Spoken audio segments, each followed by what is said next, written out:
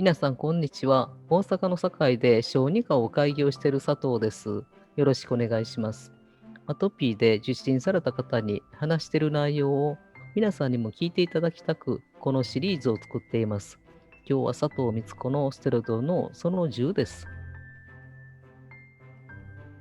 赤ちゃん、子供のアトピーを治すコツで、こういうことが大事だということをお話ししています。今日は食べるということの味をつけていいんだよということについてお話したいと思います。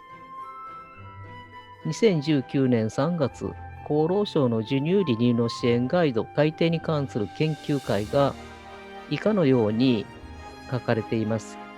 調味料について、離乳の開始時期は調味料は必要ない。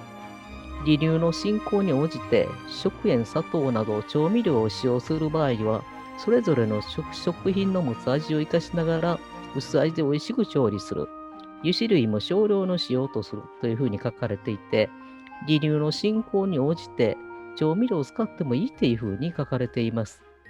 ところが、保健所は調味料を使ってはいないと言いいけて、使ってはいけないと言います。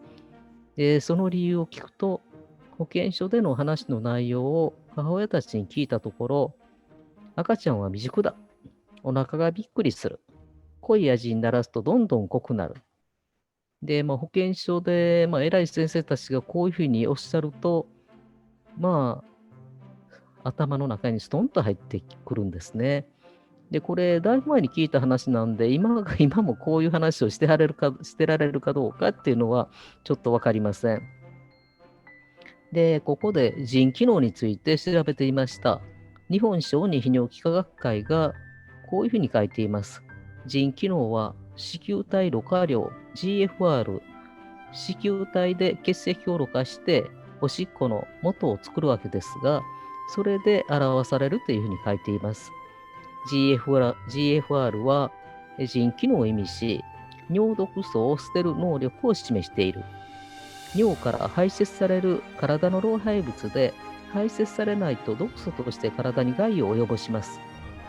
で、新生児期の GFR は成人の5分の1程度で始まり、2歳前に成人とほぼ同等となりますって書かれているように、2歳になるともう大人と同じなんですよね。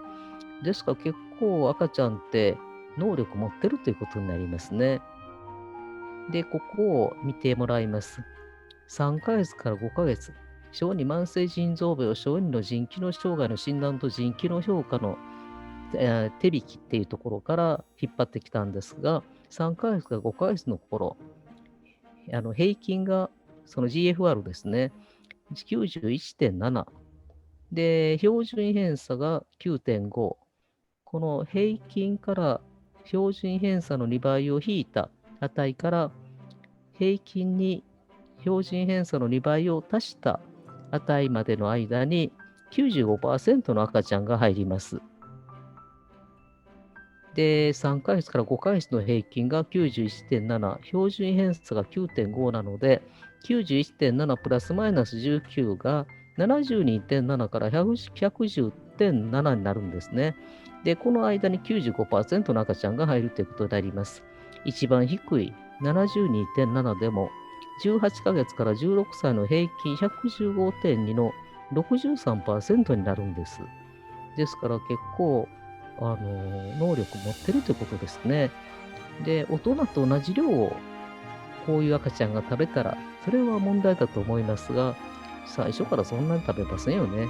ですから、どんどん食べさせてもらっても大丈夫だということです。赤ちゃんは未熟だ。未熟なりに腎機能と備わっています。6ヶ月を過ぎると大人と同じぐらいの腎機能があります。赤ちゃんは結構力を持っているということです。お腹がびっくりする。聞く方がびっくりします。濃い味にならすとどんどん濃くなる。もしあなたが今日料理を作った時にですね、お塩一さじ入れて美味しい料理ができました。明日同じ料理を作る時にお塩二さじ入れます？普通そんなことはしません。どんどん濃くしなければいいということです。皆さん、母親が作ってる離乳食を試しに食べてみていただいたら、その美味しくなささにびっくりすると思います。で、お米、野菜、タンパク質のおじやを試食したことがあります。2さじめ、とても食べることができません。砂漠の真ん中でこれしかなかったら、おそらく食べると思いますけど、そういう状況に置かれてるわけではないので、もう赤ちゃんもやっぱり美味しくないっていうのは分かるんですよね。で、そういう食べない赤ちゃんにその美味しくない料理を無理強いするとさらに口を開けなくなります。で、中には赤ちゃんには味覚がないという栄養士がいると聞くと、本当に驚きますね。赤ちゃんをよく観察してないんじゃないかと思います。食べない赤ちゃんでも、さつまいもとかかぼちゃとかは食べるんですね。もともとの甘い味があるからなんです。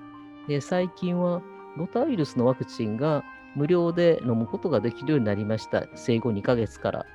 で、それを飲ますんですが、塩飴のような味なんですね。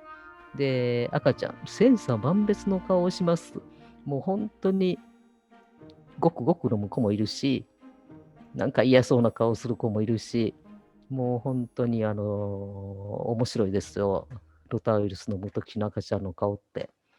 小さな赤ちゃんでもちゃんと味覚があるということですね。で、しかもその作ってあげてる母親も、1ヶ月もその味でよう食べないって言うんですよ。だから自分が食べることができないものは、子供も食べないということですね。